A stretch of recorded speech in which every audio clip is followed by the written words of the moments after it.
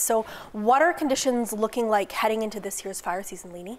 So it's a bit of a mixed bag across the territory at this point. One of the things officials are taking stock of course, is how much snow fell over these last few months. So the past 2 years have brought drought to the N.W.T, and snow this winter has not changed that. Parts of the North Slave and Beaufort Delta and Inuvik had more snow than average, so a little bit of good news there. But Hay River, the South Slave and Decho got less snow than average. So we're heading into the fire season with large chunks of the territory still being very dry. We're also expecting to see below normal precipitation levels over the next few months. Rick Olson is the manager of the N.W.T's fire operations, and he says the land needs 1 or 2 feet of rain to get us back to normal conditions.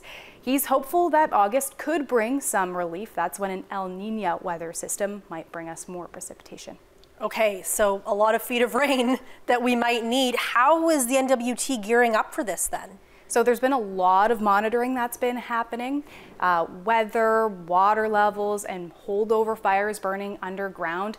These are some of the other key details that were mentioned at the briefing, and this is not an exhaustive list. A lot of ground was covered. So Olson says they've moved up the training of firefighters in the South Slave, where the snow is almost gone already.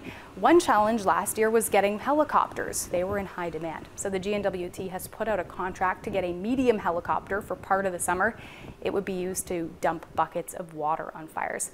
Olson says wildland firefighters are getting more training on first aid, using a chainsaw, and assessing dangerous trees. He says N.W.T Fire wants to foster a culture of safety this year. You'll remember that one firefighter from Fort Liard died last year when he was struck by a falling tree.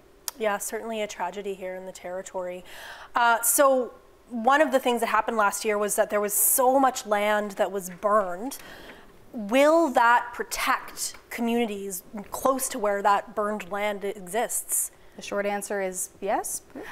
So Olson says land that burned 10 or 12 years ago doesn't offer as much protection as it once did. Fires, as we know, are burning more intense because of climate change. But land that burned a year or 2 ago, Olson says there's confidence that can be used as part of firefighting strategies and tactics. One thing he said, however, if there's fuel between those burn areas and a community or another value that needs protecting, that's still something they're concerned about. So not much comfort in that statement for places like Yellowknife, Detta, and Kakisa. Okay. Thank you so much for all your work, Liny. Thank you.